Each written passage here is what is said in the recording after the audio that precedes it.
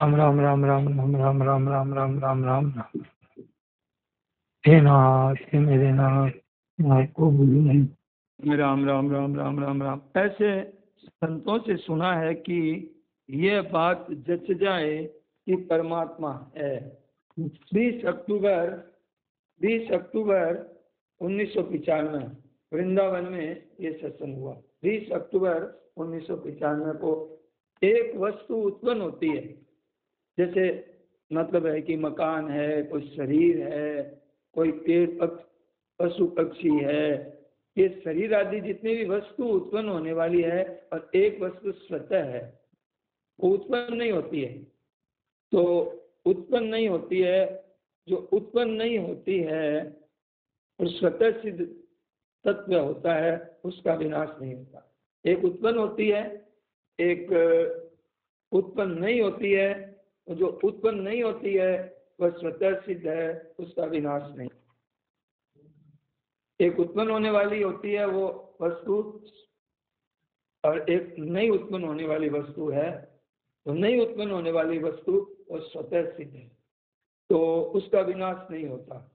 हमारे लिए ही कह रहे हैं, अपने स्वरूप के लिए कह रहे हैं, हम ही हैं वो, तो दूसरा कोई नहीं है। बता रहे हैं समझाने के लिए।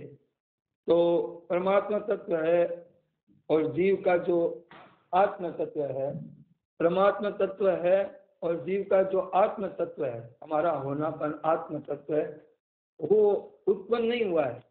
हम उत्पन्न नहीं हुए हैं, हम तो अनुत्पन्न हैं।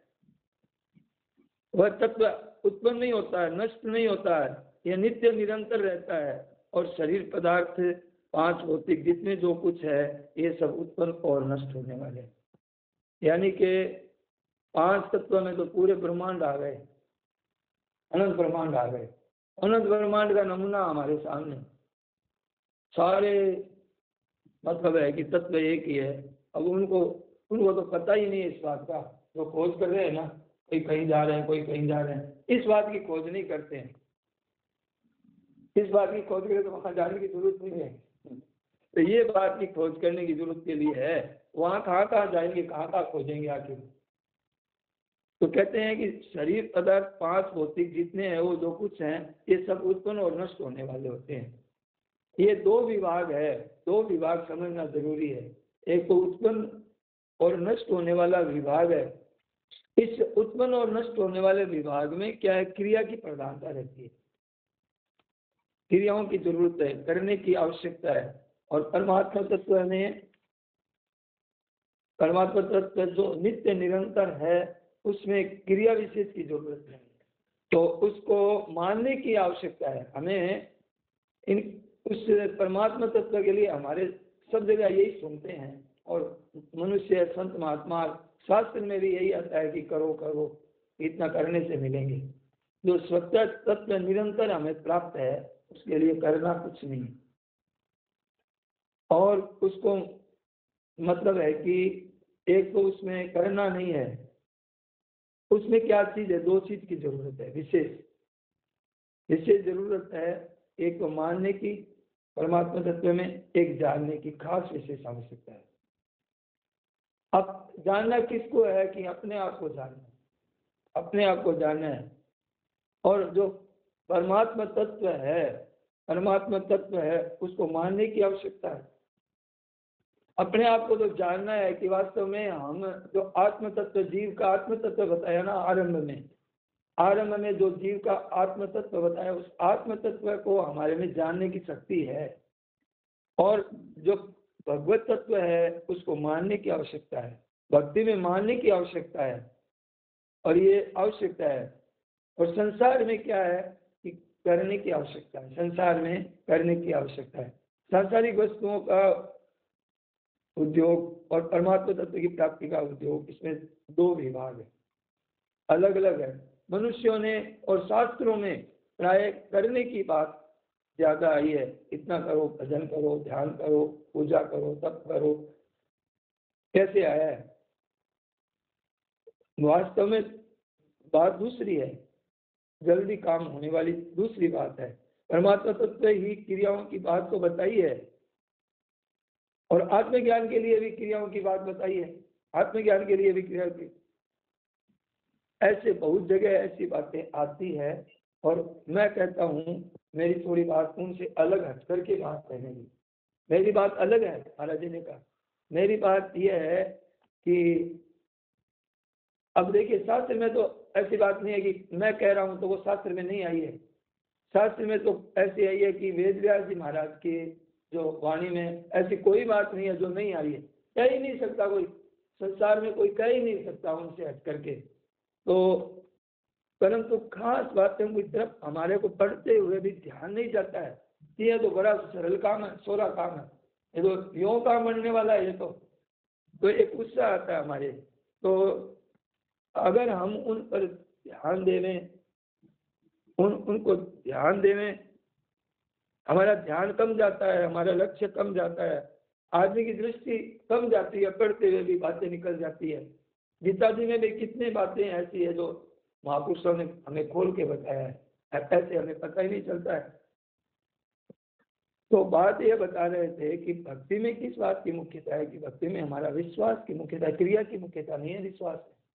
विश्वास हुआ और काम हुआ, श्रद्धा हुई और काम हुआ। श्रद्धा की मुख्यता है, विश्वास की मुख्यता है। और ज्ञान में किस बात की मुख्यता है कि हमें विवेक चाहिए। और विवेक भी ऐसा चाहिए कि मतलब अगर तत्काल स्थिति के लिए अगर है तो विवेक तेजी का चाहिए और वैराग्य भी चाहिए साथ में।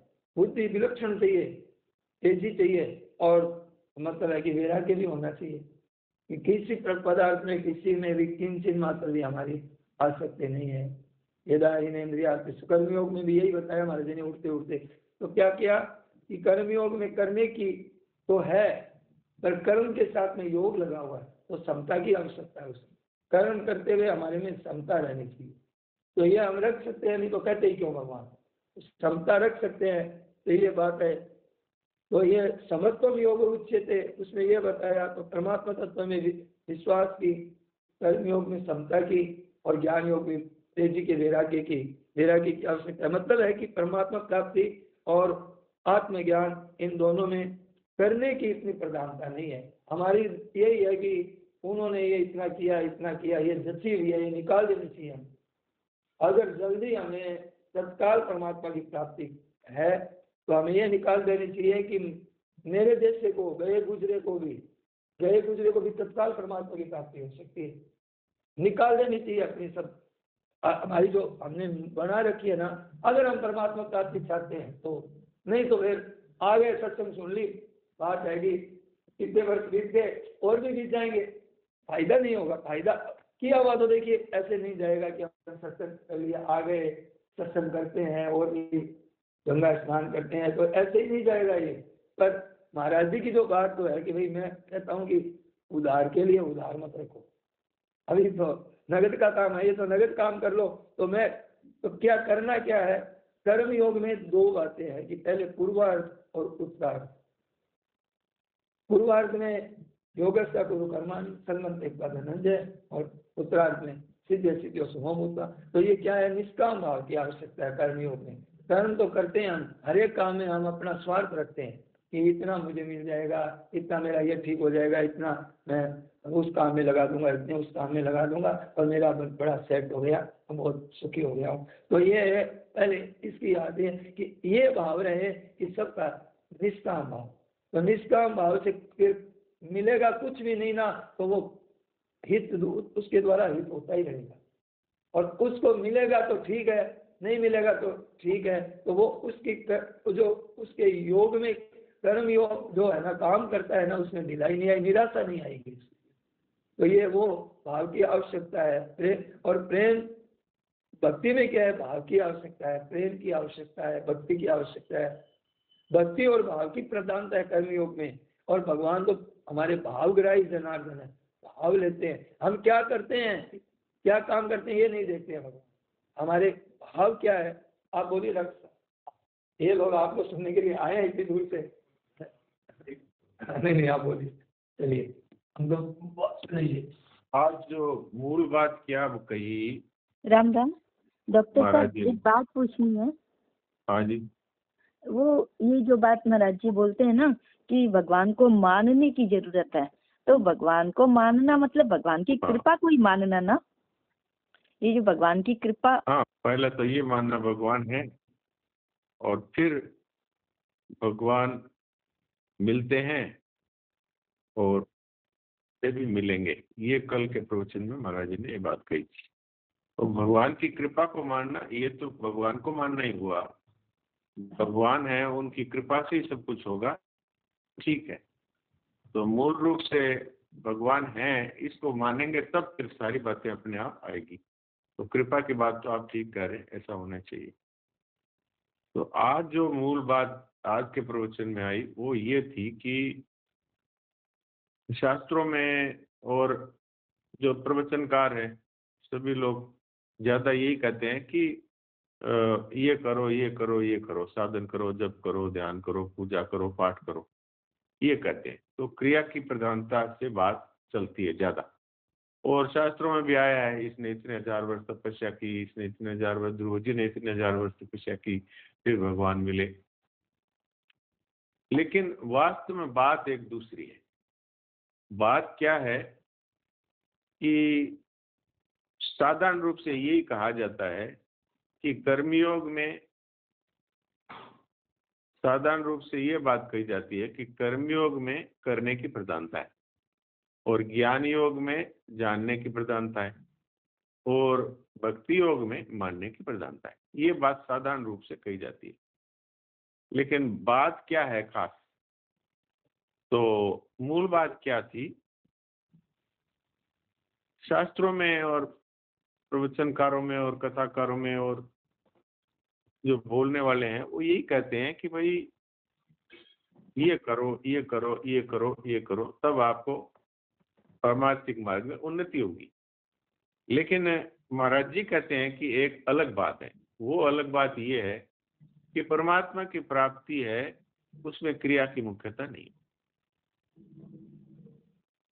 कर्मयोग तो नाम ही कर्मयोग है, इसलिए कहते हैं इसमें क्रिया की मुख्यता है, लेकिन वास्तव में इसमें भी भाव की मुख्यता है। निष्काम भाव है कि क्रिया है? बताओ। मैं आपके लिए काम आ रहा हूं और बदले में मुझे कुछ नहीं चाहिए, तो इसमें पूर्वार्ध तो हुआ मैं काम आ रहा हूं आपके, लेकिन उत्तरार्ध क्या हुआ? मुझे कुछ नहीं चाहिए। तो कुछ नहीं चाहिए ये मुख्य है। बाकी सेवा तो वेतन लेकर के, और सेवक भी करता ही है, नौकर भी सेवा करता ही है। लेकिन एक है जो कुछ नहीं लेता और वो सेवा करता है। तो जो कुछ नहीं लेता है उसके कोई उसके लिए ये भाव नहीं है मैं ये कर रहा हूं तो मुझे मान बढ़ाई मिलेगी अथवा कुछ रुपया मिलेगा या कुछ, कोई भाव नहीं है। तो वास्तव में ये कर्मयोग है, ये भी वास्तव में भाव ही है कि मुझे कुछ नहीं चाहिए, काम आ जाओ, कुछ मत चाहो। ये सनातन जी महाराज ने कर्मयोग को सिर्फ इतने से में पूरा कह दिया। तो ये वास्तव में इसमें क्रिया की मुख्यता नहीं है, इसमें भी मुख्यता भाव की है। नहीं तो क्रिया करते रहे पूरी जिंदगी बीत गई और मिला कुछ भी नहीं। लेकिन जिसने बिना किसी स्वार्थ के और दूसरों के काम आया, उनका हित में काम आया, तो वो मूल बात तो इसमें भी भाव की हुई, तो क्रिया की नहीं हुई। तो कर्मयोग में भी भाव मुख्य हुआ, तो यहाँ क्रिया की मुख्यता नहीं रही। और कोई व्यक्ति मान लीजिए कि अस्पताल में पड़ा है और वो हिल डुल नहीं सकता, लेकिन बोल नहीं सकता, इतनी उसकी स्थिति है, अब मरे तब मरे ऐसी हालत है, लेकिन वो भी सेवा कर सकता है कि सब सुखी हो जाए। सर्वे भवन्तु सुखिनः, सर्वे सन्तु निरामया, किसी को रोग ना हो, सर्वे भद्राणि पश्यन्तु, सबका कल्याण हो, सबको भगवत प्राप्ति हो जाए। अब बताइए वो सेवा कर रहा है कि नहीं? लेकिन वो कोई क्रिया ही नहीं कर पा रहा है। तो इसमें भी मुख्यता हुई भाव की, उसमें जानना मुख्य है, तो उसमें कोई क्रिया नहीं है। जानना किसको है कि हम जो मानते हैं कि ये मैं हूं, ये मैं हूं, तो हम वास्तव में कौन है ये जानना। तो वास्तव में अगर कौन है ढूंढने जाएंगे तो ये पंच भौतिक संसार है, ये तो नष्ट हो रहा है, प्रतिक्षण मर रहा है। इसको जानने वाला कौन है? जो मर रहा है उसको जानने वाला कौन है?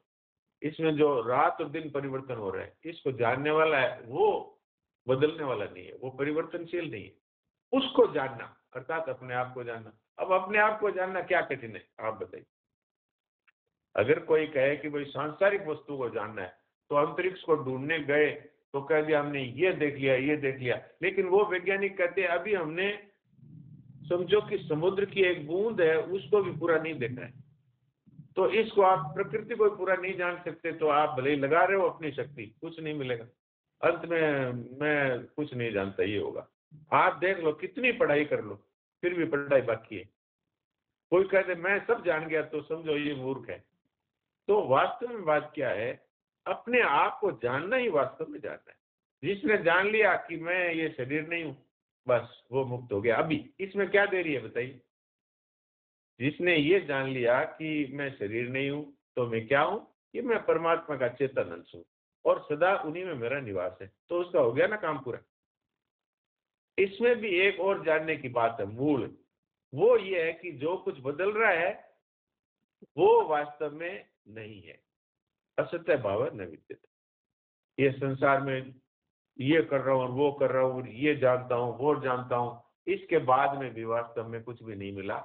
लेकिन जब ये जान लिया कि असत्य भाव न विद्यते, अर्थात ये इसका अभाव है, इसकी सत्ता नहीं है, क्योंकि बदल रहा है, इसकी सत्ता नहीं है। तो जो सदा रहने वाला है वही तो बदलने वाले को जान रहा है, तो वही हमारा स्वरूप है, इसमें कोई क्रिया नहीं। लेकिन जैसा अभी बताया, महाराज जी ने भी बताया कि इसमें तीव्र बुद्धि, विवेक और वैराग्य, अर्थात संसार से फिर कोई आकर्षण नहीं। जो बदल ही रहा है वो हमें क्या नाल करेगा। हम सदा रहने वाले हैं, ये बदलने वाला है। तो इनके साथ हमारी जातीय एकता नहीं है, इनके साथ हमारा कोई वास्तविक संबंध नहीं है, क्योंकि ये तो छोड़ छोड़ के जा रहे हैं। धन को अपना माना वो चला गया, शरीर को अपना माना वो चला गया, और बुद्धि को अपनी मानी वो बुद्धि अब काम ही नहीं करती। तो यहाँ सब कुछ जा रहा है, लेकिन हम वो के वो हैं। कोई पूछे कि भाई आपको बचपन में देखा था तब तो आप कुछ अलग थे, अब आप कुछ अलग हो। बोले अलग नहीं हूँ, मैं तो वही हूँ। ये तो शरीर को देखा है, शरीर बदल गया, साथी बदल गया, सामान बदल गया, लेकिन मैं वही हूँ। तो मैं वही हूँ, ये हमारा स्वरूप है। तो इसमें भी कोई क्रिया नहीं है, खाली इसमें अपने को जानने की मुख्यता है। संसार को असत जान लिया तो भी अपना ज्ञान हुआ, और अपने आप को पहचान लिया तो भी अपना ज्ञान ही हुआ, लेकिन इसमें ज्ञान ही हुआ, क्रिया नहीं हुई। अब तीसरी बात है कि भगवान, भगवान को आज तक कोई नहीं जान पाया, क्योंकि वो जानने का विषय ही नहीं। भगवान को तो मानना पड़ता है कि भगवान है, और भगवान मिलते हैं, और भगवान मुझे भी मिलेंगे। ये बात कल महाराज जी ने तीन दो बातें कही। इसको दूसरे ढंग से भी कहते हैं, भगवान है, अब भी है, क्योंकि वो सदैव है इसलिए अभी भी है, और सर्वत्र है इसलिए यहाँ भी है, और सब के हैं इसलिए मेरे भी हैं। तो एक प्रकार से भगवान है, उनको अगर हम माने तो इसमें कौन सी क्रिया है, कोई क्रिया नहीं। तो वास्तव में तीनों योगों में क्रिया की मुख्यता है ही नहीं। कर्मयोग में भी भाव की मुख्यता है। नहीं तो लोग पूरी जिंदगी कर्म करते हैं और अंत में मिलता कुछ भी नहीं, और अपने आप को कर्म योगी कहते हैं, लेकिन वो वास्तव में कर्मी है, योगी नहीं है। योगी का तो अर्थ होता है काम आ जाओ कुछ बचाओ, ये योग हो गया। और वास्तव में जो कुछ नहीं चाहेगा वही सम रह सकेगा। समता योग है, समत्वम योग उच्चते। अच्छा, समता में कौन सी क्रिया है। समता का अर्थ भाव है, अर्थात मुझे कुछ नहीं चाहिए वही तो सम रह सकेगा। जिसको कुछ भी चाहिएगा वो सम कैसे रह सकेगा। जिसको मान बढ़ाई भी चाहिए वो भी सम नहीं रह सकता। जिसको कोई फल चाहिए वो भी सम नहीं रह सकता। ये फल मिला ही नहीं, मैंने तो इतनी सेवा की, सासू जी की मैं इतनी सेवा करूं, पर आ रहा मुझसे एक बार भी नहीं निकला कि हमारी बहू बहुत सेवा करना है। तो ये क्या हुआ, ये सेवा नहीं हुई। आपने अपने सेवा कार्य को बेच दिया। इसके लिए एक घटना है कि एक व्यक्ति ने, एक बहुत अच्छे सेठ थे, तो एक गांव में स्कूल नहीं था। तो गांव वालों ने कहा सेठ जी स्कूल नहीं है। हाँ ठीक है चलो। कुछ जाके वहां जगह देखी, जमीन देखी, जमीन खरीद के उसमें एक स्कूल बनवा दिया। तो 10 लाख रुपए खर्च हुए। तो बड़े लोगों ने कहा आपने, हमारे तो यहाँ कोई शिक्षा की नहीं, लोग जाते थे बच्चे पढ़ने के लिए दूर दूर, अब आपने बहुत अच्छी व्यवस्था कर दी, तो हम आपका अभिनंदन करेंगे।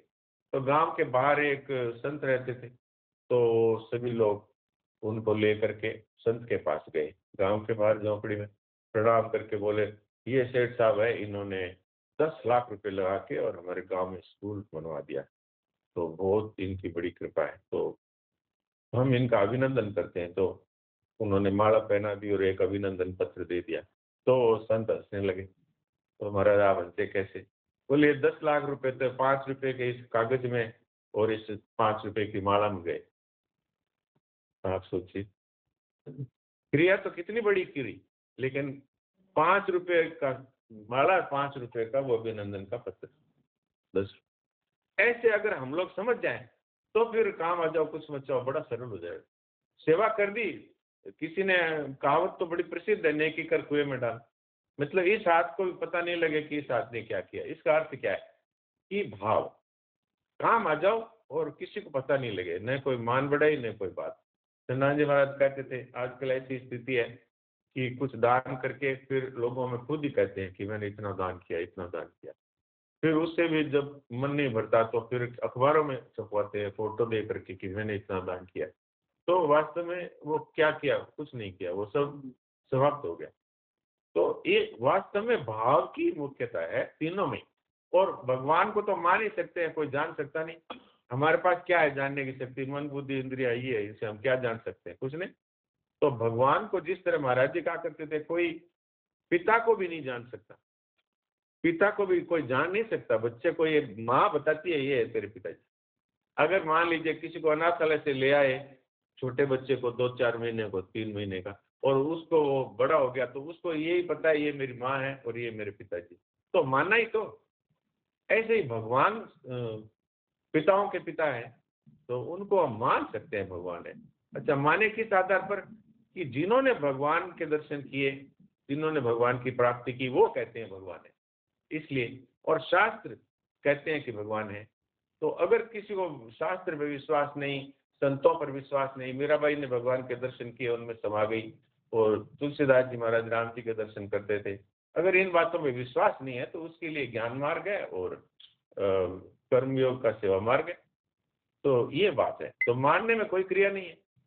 हम माने भगवान है तो भगवान की प्राप्ति हो जाएगी, और नहीं माने तो आप अपने आप को जान लो। अथवा, और भगवान के तो ये है नहीं कि मेरे को मानता है इसलिए ये बहुत अच्छा है, और ये कहता है भगवान कुछ नहीं होते, तो ये कुछ नहीं है। न मैं द्वेष्य न प्रिय। लेकिन भगवान ने एक जगह ये बात कही है, सब मम प्रिय सब मम उपजाय, सबते अधिक मनुज मोहि भाई। क्यों? कि मनुष्य में प्रेम करने की शक्ति है और किसी योनि में प्रेम करने की शक्ति नहीं। सर 12वें अध्याय में तो भगवान ने 11 के श्लोक से लेकर 20 तक ये तो बताया है कि मेरे को कौन कौन प्रिय है, कि जो उदासीन है, जो ये नहीं करता। तो उन्होंने फिर भी एक प्रायोरिटी दी तो है लोगों के लिए कि अगर आप उनके बताई हुई चीजों पे चलोगे तो उनको वो लोग थोड़े ज्यादा प्रिय। वैसे द्वेष किसी से भी नहीं है। ठीक है, पर इसमें भी एक बात है, इसमें ये बात है कि मुख्यता उस मानने वाले की है। भगवान तो जो कहते ही है, एक व्यक्ति है, एक कहता है भगवान होते ही नहीं, एक कहता है भगवान है और प्यार करता हूं मैं उनसे, वो मुझसे प्यार करते हैं। तो भगवान कहते हैं ये तमाम प्रपत्ति देते तांस तथे बजाम में, वो मुझे प्यार करता है इसलिए मैं उसको प्यार करता हूं, और वो मेरे को मानता ही नहीं। तो प्यार तो मैं करता हूं, पर उनमें विशेषता इसलिए है कि वो प्यार करता है तो मेरी ये प्रतिज्ञा है कि मैं भी प्यार करता हूं। तो वो विशेषता से प्यार करने वाले, इसलिए ये उसकी विशेषता के कारण से मैं उसको भक्ता से अतीव में प्रिया। और भगवान ने गीता जी के बारे में भी कहा है कि जो गीता शास्त्र का प्रचार करता है उससे बढ़कर इस भूमंडल पर मेरा कोई भी प्यारा नहीं हुआ और न है न होगा। तो इसके पीछे बात क्या है? वो मेरा प्रचार कर रहा है। इस आधार पर भगवान को ये बात कहनी पड़ी। वैसे तो न मैं द्वेष्य न प्रिय, पर ये भजन तो माम भक्त्या, वैसे तो समम सर्वभूते से न मैं द्वेष्य न प्रिय, सब बराबर है मेरे लिए। पर ये भजन तो माम भक्त्या मई ते, मैं उनमें हूँ वो मुझ में। तो ये विशेषता उसके कारण आई है। भगवान के यहाँ पर ये नहीं है कि ये मेरे ज्यादा प्रिय है मेरे कम प्रिय, पर भगवान की ये प्रतिज्ञा है कि जो मुझे जैसे बचता है मैं उसको वैसे ही बचता हूँ। अब जब भीष्म जी है वो युद्ध के समय में याद करते थे, रात के समय युद्ध नहीं होता था तो बैठ करके भगवान को याद करते हैं। और अर्जुन और भगवान कृष्ण एक ही सैया सोते थे, सखा थे, तो नीचे बैठ करके ध्यान कर रहे। तो अर्जुन का ध्यान गया कि ये रात को 2 बजे किसका ध्यान कर रहे हैं। तो पूछा महाराज आप किसका ध्यान कर रहे हैं? जब ध्यान पूरा हुआ तो पूछा कि मैं विष्णु का ध्यान कर रहा हूँ। क्यों? कि विष्णु मेरा ध्यान कर रहे हैं। ये है भगवान की बात। तो भगवान किसका ध्यान करे? तो उसका करे जो उनका ध्यान करता है। तो ये विशेषता उनकी है कि भाई अब विष्णु जी का ध्यान करते हैं, इसका मतलब और सबसे ज्यादा विष्णु जी प्रिय है, तो इसलिए प्रिय है कि वो मेरा ध्यान कर रहे हैं। तो ये आपके प्रश्न का उत्तर है। तो अब आप बोलिए। मेरा तो हो गया पूरा। मुझे तो मैंने यही बात मेरे मन में आई थी, आपने कह दिया तो कि भाई कर्मयोग कैसे नहीं है क्रिया, इसमें मूल तो ये प्रश्न आता है। और भक्ति योग में भी नाम जप है और भगवान की पूजा है, भगवान की आराधना है, भगवान को वस्त्र पहनाना है, भगवान को स्नान कराना है, भगवान की तीनों टाइम आरती करना है। क्रिया कैसे नहीं है ये बताइए। ये है मूल बात की। क्रिया है वो मुख्य नहीं, मुख्यता है भाव की। नहीं तो जो वेतन लेके पुजारी है वो भी रोज पूजा करता है और वो ये कहता है महाराज जी से आके कि महाराज जी ममता तो नहीं छूटी, कामना तो नहीं छूटी। तो वो क्रिया पे ही वो लगा हुआ है। और भगवान के साथ जो अपनी प्रियता है वो तो भाव है ना, वो अभी तक प्रकट नहीं हुआ। तो फिर वो क्रिया करते रहो पूरी जिंदगी। अब वो पुजारी जी गए तीर्थ यात्रा करने और कर्माबाई जो अनपढ़ थी, जाट की बेटी थी, उसको कह गए कि तुम है जो यहाँ भगवान को भोग लगा के फिर भोजन करना, भगवान को भोग लगाना। तो अब क्रिया तो पुजारी जी बहुत अच्छी करते थे, लेकिन वो उसने खिचड़ा ला के उसमें घी डाल करके भगवान के आगे रख दिया कि हमारा भोग लगाओ। तो भोग लगाओ तो फिर मेरा भी भोजन की व्यवस्था हो। अब भगवान ने भोग दिया तो उसने सोचा कि वो पर्दा लगाते थे, तो अपना जो ओढ़ना था दबड़िया उसी को तान दिया कि लो अब भोग लगाओ। तो भगवान भोग लगाने लगे तो देखा अरे भगवान भोग लगा रहे। तो अब वो क्या हुआ, भगवान ने भाव देखा। क्रिया तो उनकी बहुत अच्छी थी, पुजारी जी की शुद्ध थे, ये तो नाके भी नहीं आई, कपड़े भी धोए हुए नहीं और खिचड़ा बना के ले आई, वो 56 भोग का भोग लगाते थे। तो ये है बात, भाव देखते, भाव ग्राही जनार्दन। तो तीनों योगों में ही भाव की मुख्यता है। नारायण नारायण। राम यही राम। बात बड़ी चल रही थी, यहीं पे छोड़ा था। हाँ बोलिए। राम राम, एक बात और पूछनी है, मन में बोलिए आई है बोलिए। कि ये जो हाँ, भाव की बोलिए, बात बोलिए। आपने अभी बताई है ना, भाव की बात, तो ये भाव हाँ, की बात में अपन ऐसे मान सकते हैं क्या कि हमको उठाने वाला कौन है, सुलाने वाला कौन है, खिलाने वाला कौन है, हमको चलाने वाला हमारा, हमको कौन सब कर रहा है हमारा, इसमें भाव की हम भाव समझते हैं, भगवान ओके। का ही कृपा समझते हैं कि उसकी कृपा से ही तो सब हो रहा है, नहीं तो हम तो कुछ कर ही नहीं यही तो सकते। भाव है। हाँ, इसी को हम भाव, बिल्कुल। हाँ जी जी। बिल्कुल, अगर हम जब भी करते हैं, ध्यान भी करते हैं, पूजा पाठ भी करते हैं, सब भगवान की ही कृपा से हो रहा है। ये भाव की मुख्यता है इसमें, क्रिया की मुख्यता नहीं है इसमें भी। जी जी राम राम। बात ये बताई चल रही थी अपने कि जैसे डॉक्टर साहब ने बताया ना कि भाव की मुख्यता है अपने। तो अब बात कहते हैं कि फिर इतने दिन हो गए तो बोले कि सिद्ध नहीं हुआ काम, होने देरी लग रही है। तो देरी प्राय क्यों लगती है? क्रियाओं में तो देरी लगेगी। क्रियाओं से काम किसका सिद्ध होता है? क्रियाओं से काम सिद्ध होता है, समय लग करके सिद्ध होता है। और जो विवेक है ना, उसमें कहा मतलब समझ है, समझ की विवेक में विभाग है, सत का विभाग है, असत का विभाग है। तो सत्य के साथ में हमारा संबंध स्वतः सिद्ध है और असत के साथ हमारा संबंध नहीं है। पर महाराज जी कहते हैं कि उस भाव में भी है ना तत्काल सिद्धि प्राप्त होती है। तो अब गीता जी के अंदर क्या बात बता रहे हैं महाराज जी कि गीता जी में विशेषता से में आती है कि जैसे कल हम लोगों ने चर्चा की, डॉक्टर साहब ने भी काले नात्मनि विंदति इसका अर्थ बहुत बढ़िया बताया। और क्षिप्रम भवति धर्मात्मा आज महाराज जी ने कह दिया। तो इसमें क्या, कौन सा कारण है, कौन सा क्या है, कौन सी क्रिया है बताइए?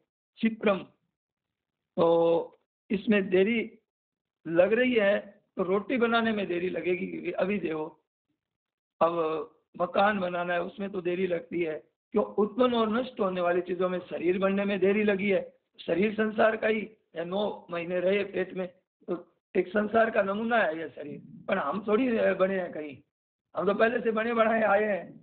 हमारी तो ये अलग विभाग में है, हम अलग विभाग में, अलग विभाग वाले में देरी लगेगी, और अपने विभाग में हमारी जो जीव है, आत्मा, जो जिसका परमात्मा के साथ उसके साथ एकता है, देरी। ग्राम से पढ़ लिए थे, तो हम तो पहले से हैं और अब इसके आगे भी रहेंगे। तो इसलिए वास्तव में तो जो सदा रहने वाला तत्व है वो प्राप्त ही है। अब आपको अपने आप को, स्वरूप को, आत्मा को बनाना है क्या? खाली पहचानना ही तो है। आज तक हमने कहा था ये मैं हूँ, अब कहते हैं कि ये मैं नहीं, मैं तो वो हूँ जो पहले से था और मेरी स्थिति सदा ही भगवान में है। तो इतनों को स्वीकार करना मात्र है, इसमें कहाँ क्रिया है। अब तक मानते थे ये हाड़ मांस चमड़ी का तेला ही मैं, अब मानते हैं कि ये मैं नहीं, तो मैं तो परमात्मा का चेतन अंश हूँ। तो भक्ति की दृष्टि से प्रेरित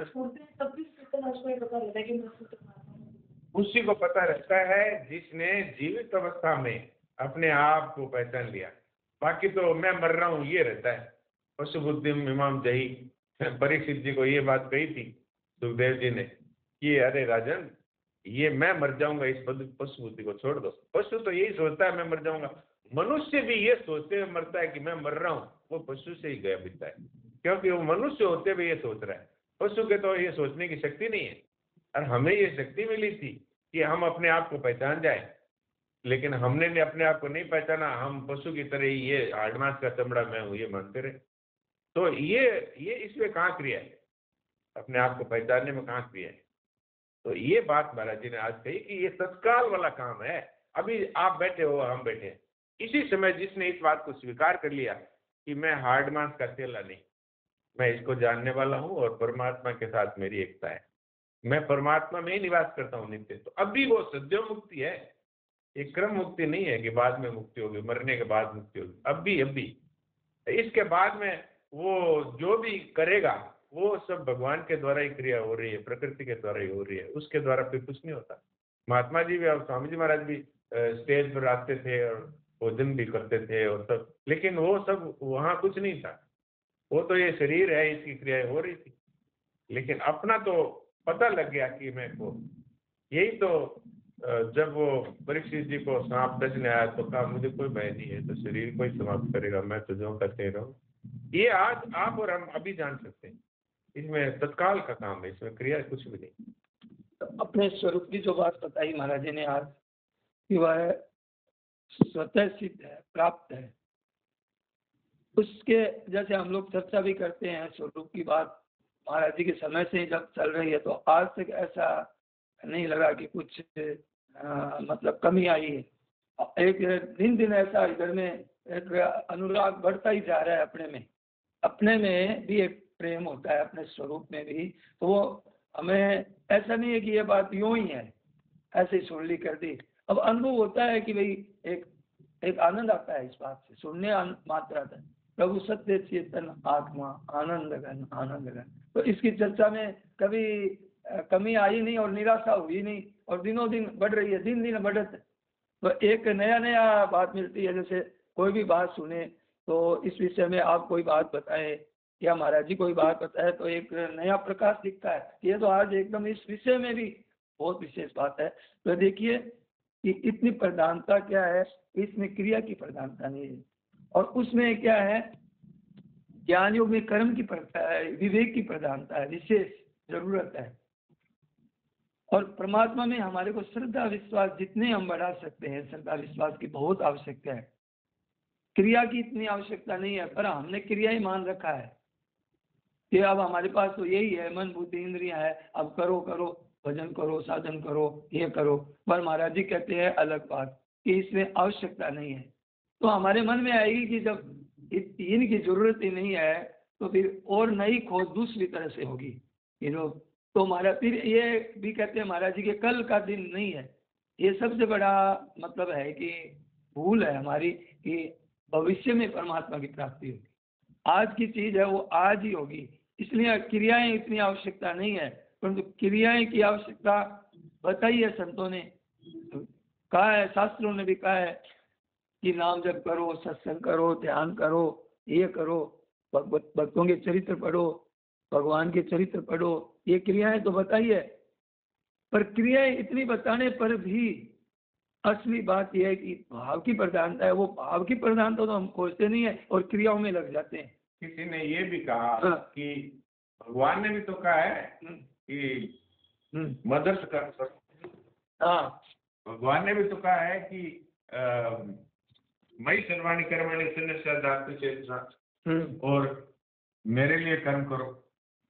तो इसमें भगवान ने ये दया करी है कि जिनको क्या करे यही जिनके लगी हुए है उसको कहते हैं अच्छा तुम करो, लेकिन स्वकर्मा तुम्हें बैठे सिद्धि मिलते मानो, तो अपने कर्मों के द्वारा मेरी पूजा करो।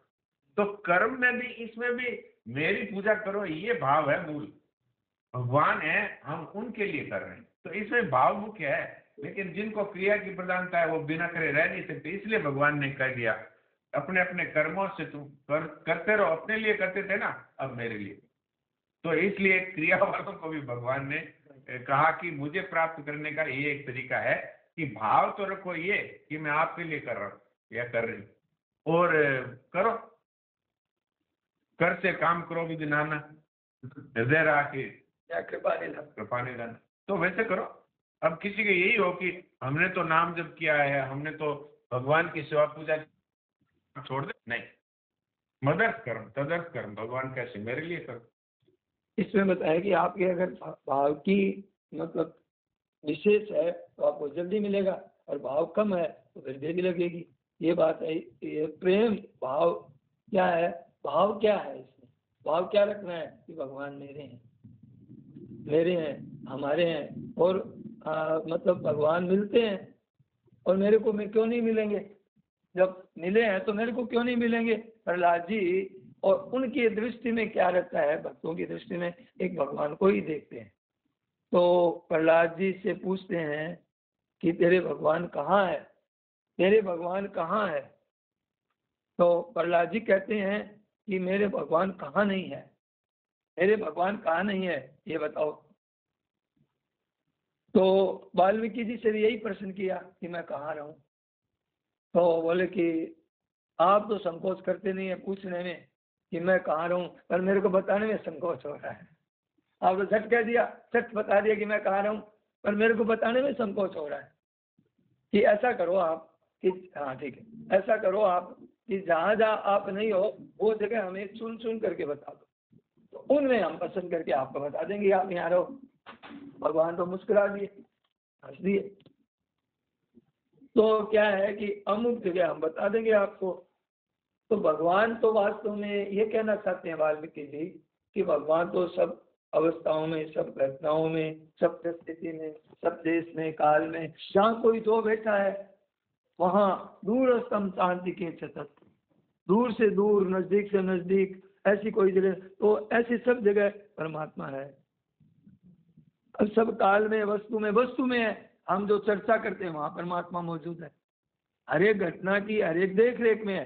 साधक संत जी ने लिखा है कि भगवान आपको निरंतर देख रहे हैं, हर चीज को देख रहे हैं, जड़ चीज को भी, क्योंकि उनकी सत्ता के बिना तो किसकी सत्ता है ही नहीं, तो फिर देखना क्या, वो ही है।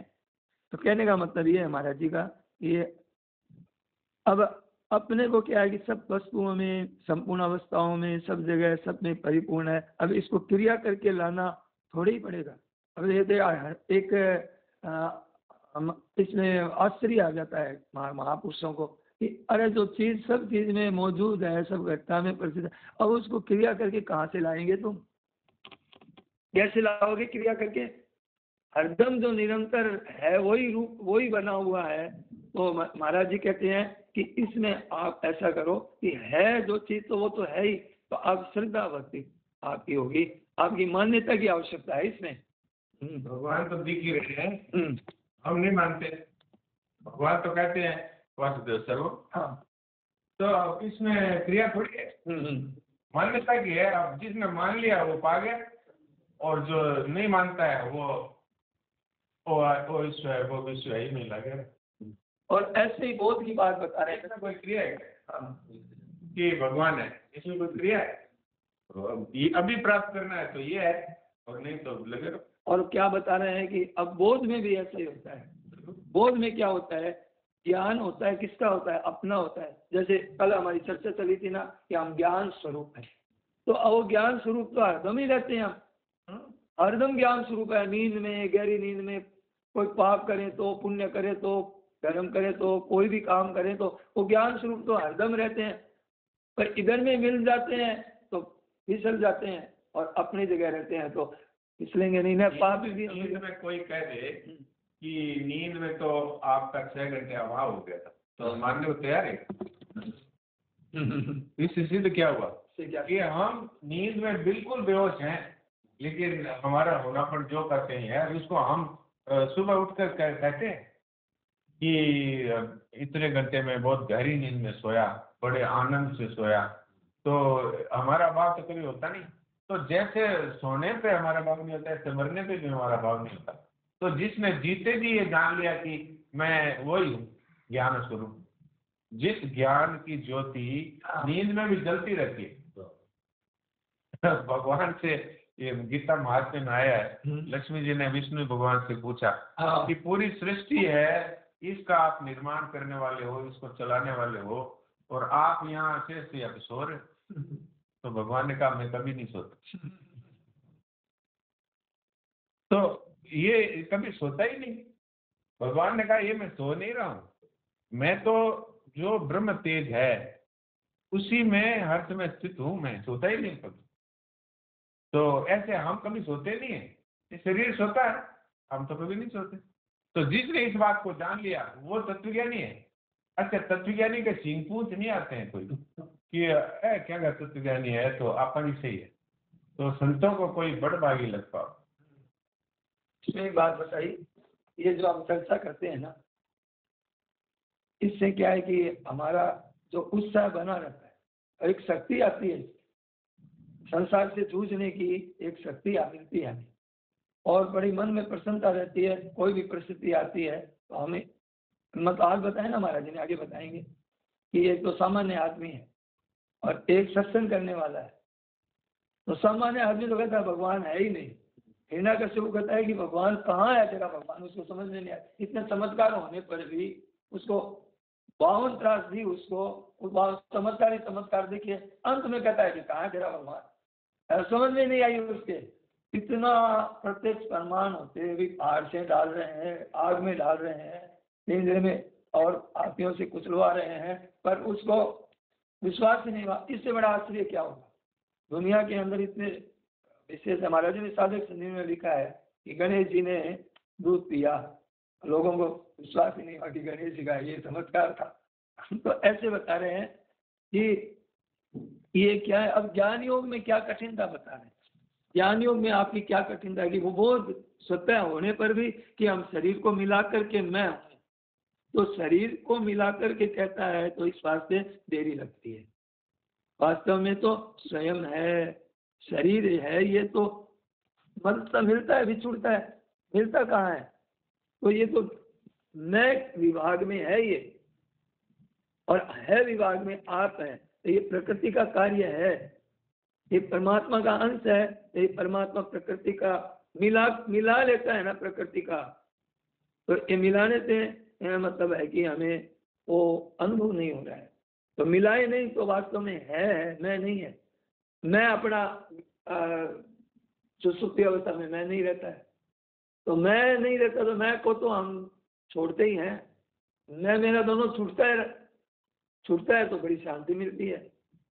पर उड़ते ही क्या करते हैं महाराज जी कहते हैं, पहले उड़ते पहले मैं को पकड़ता है, मैं पकड़ता है वो, फिर संसार चालू हो जाता है, फिर अशांति भी चालू हो जाती है।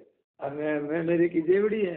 तो वो क्या है कि सत्य परमात्मा सत्य ज्ञान सत्य प्राप्त हो जाए, इसको न मिलाएं आप, शरीर संसार को न मिलाएं, इतना बड़ा काम हो जाए। और ये एक तरह से वो तो कहते हैं कि बहुत सरल है, और हम लोग कहते हैं अपने जो स्वतः सिद्ध है उसको जानना कठिन कहाँ है। हाँ, ये तो है कि आप शरीर के एक एक कण को जानना चाहें तो नहीं जान सकते। हाँ। बड़े वैज्ञानिक भी अभी जूझ रहे हैं, और संसार को जानना चाहे तो नहीं जान सकते। लेकिन ये तो जान सकते हैं कि संसार नष्ट हो रहा है, बिल्कुल, और हम सदा रहते हैं। इतनी तो जानना है, इसमें कौन सी क्रिया। भाई हमारे सामने अब कल जिससे बात करी थी, आज उसके घर से टेलीफोन करते हैं तो रोने की आवाज आ रही, तो कल तो बोले आज तो नहीं। तो इसका मतलब है असत है, इसका अभाव ही है। इसको जानने में कहाँ कठिनता है। कोई कहते भाई अपने आप को कैसे जाने, अरे इतना तो जानते हैं कि ये जो नष्ट हो रहा है ये मैं नहीं, इतना तो जानते हैं ना, तो इतना काम काफी है, इससे ज्यादा जानने की जरूरत नहीं।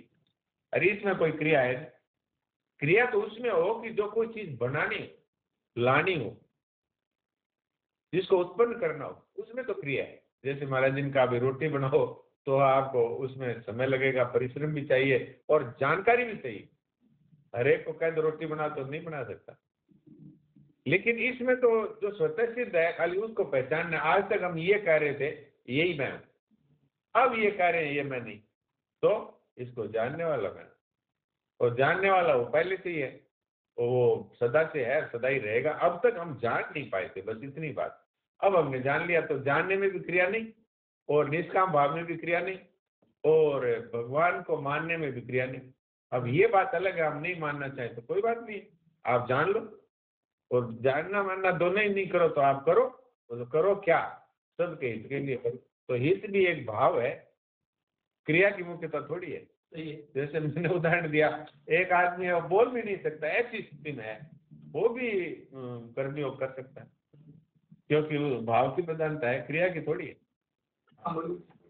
अभी भाई जी बता रहे थे कि मैं हूँ, अभी जैसे हम सभी का अनुभव है कि बचपन से लेकर के अब तक जितनी भी मेरे साथ घटी या समाज के साथ घटी या जिनसे हमारा जुड़ाव है उनकी घटी, शरीर को नहीं पता है, मन बुद्धि को नहीं पता है, लेकिन मुझे पता है कि मैं बचपन में जो था वही मैं हूँ। एक तो जानने वाला ये होगा, और एक जानने वाला वो भी है जिसको हम नहीं अभी पकड़ पा रहे हैं, जो गाढ़ नींद में अपने होने पढ़ने का तो रहता है, लेकिन बाकी सब गायब हो जाता है। ये भी गायब हो जाता है कि मैं बचपन वाला जो हूँ मैं ये, तो वो वाली स्थिति जागृत में किस प्रकार से? देखिए वो दोनों एक ही है। अभी जो जान रहा है कि ये था अब नहीं है, वो भी वही है, जागृत अवस्था में भी वही है, और जो नींद में जिसका अभाव नहीं होता वो भी वही है, दूसरा कोई नहीं है। हाँ ये है कि वो अब तक ये भूल से जानता था कि ये हार्ड मास चमड़े का चला ये मैं, अब उसको ये पता लग गया कि ये तो नष्ट होने वाला है, जैसे सब नष्ट हो रहे हैं उसी के साथ की चीज है, और मैं इससे सर्वताल्लुक हूँ, मैं इसको जानने वाला। तो जानने वाला हूँ, इसके साथ यदि ये बात हो जाए कि उस परम तत्व के साथ में मेरी एकता है, तो ये ज्ञान निश्चित भक्ति योग हो गया। तो इसमें क्या है कि मैंपन नहीं रहता बिल्कुल। अहम ब्रह्मास्मि में तो थोड़ा मैंपन रहता है कि मैं शुद्ध बुद्ध मुक्त हूँ, यहाँ भी मैं का अंश रहता है। हालांकि आगे जाकर के जन्म मरण नहीं होता, लेकिन वो जो अनंत आनंद की प्राप्ति तभी होती है कि मैं वही हूँ, तो उनके साथ हमारी एकता है। तब क्या है कि उसमें अपना समाप्ति हो जाती है, परमात्मा के साथ विलीनीकरण हो जाता है। लेकिन ये जो अभी जानता है सबको वो, और जो रात नींद में जो ही जागृत रहता है वो, दोनों एक। ये विवेक साध है या कृपा साध है? ये विवेक साध्य भी है, कृपा साध्य भी।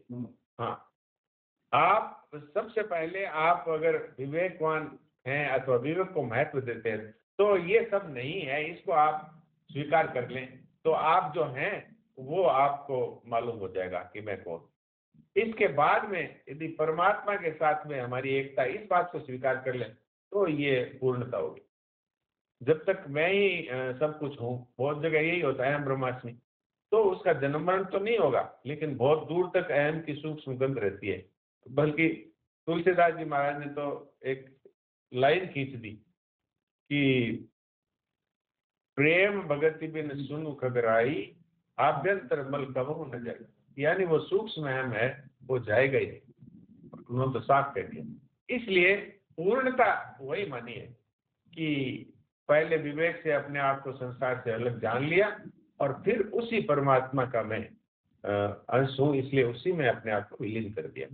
तो ये अखंड अनंत आनंद हो गया। नहीं तो अखंड आनंद तो मिल ही जाएगा जो संसार से अपने को अलग अनुभव कर लिया। अब उसके लिए कोई मरे कोई जिए, कोई आए कोई जाए, कोई मान करे कोई अपमान करे, उसका कोई फर्क नहीं पड़ता, क्योंकि ये तो सारा शरीर और नाम का ही हो रहा है, मान अपमान निंदा स्तुति। तो वो जीवन मुक्त हो गया, अब वो हलचल उसकी समाप्त हो गई, अखंड आनंद में वो रहेगा। लेकिन अनंत आनंद चाहिए, तो जिसने हमें ये शक्ति दी है अपने आप को जानने की, उसके शरण अर्थात उसी में विलीन हो जाए तो फिर वो पूर्णता होती है। नारायण।